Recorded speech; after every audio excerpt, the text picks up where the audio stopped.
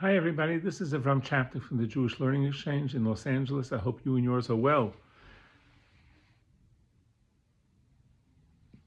A character development can change the world and did change the world.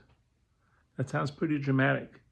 But the truth of the matter is that many of us look at having good character traits as being like a nice plus.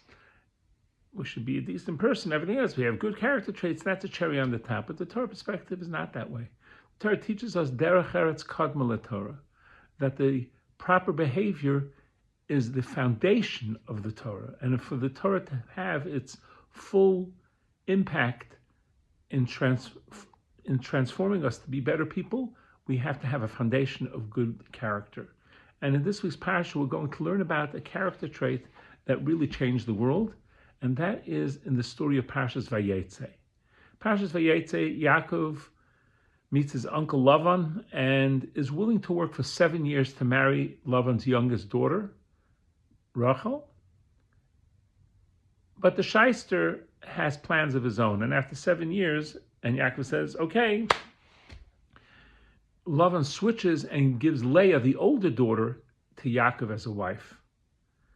Now, before this, Yaakov knew Lavan is a shyster, and he gave secrets to Rachel, the younger daughter, so that he would know for sure that it's her. But when Rachel saw that her sister Leah was put in place of her, and that Leah would be terribly embarrassed if Yaakov asked the secrets and she didn't know them, and he'd say, it's not my wife, this is not the one I work for.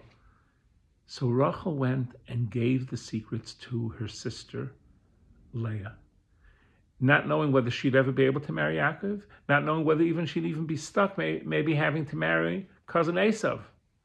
But she did it anyway. And this was a huge, the Hebrew word for this is mevater, to yield, to give to somebody else, not from weakness, but from strength. And that's what she did. And in the merit of that, it was very transformative, because in the end, she did end up marrying Yaakov, but was childless for many years. But through her prayers to the Almighty remembered her, especially her act of graciousness and kindness to give the secrets to her sister Leah to spare her from embarrassment, not knowing how she would end up. And because of that, she merited to have 2 children, Yosef and Binyamin, the last of the 2 tribes, of the 12 tribes. But that's big impact, but more hidden. A more open global impact was many years later, when unfortunately the Jewish people were exiled after the destruction of the first temple. The souls of Avrohom, Yitzchak, and Yaakov pleaded to the Almighty to allow the Jews to one day return to the land of Israel, and the Almighty said no.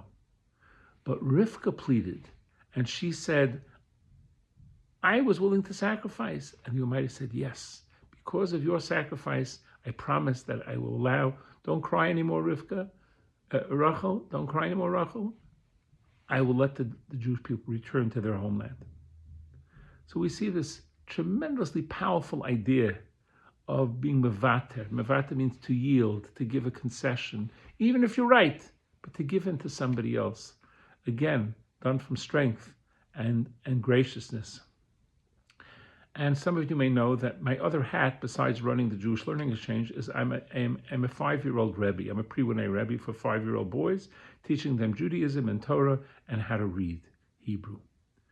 And I get something called mitzvah notes. Mitzvah notes are beautiful notes that parents write me about the good things that children do. Could be went to bed on time, nicely, woke up early and didn't wake anybody else up.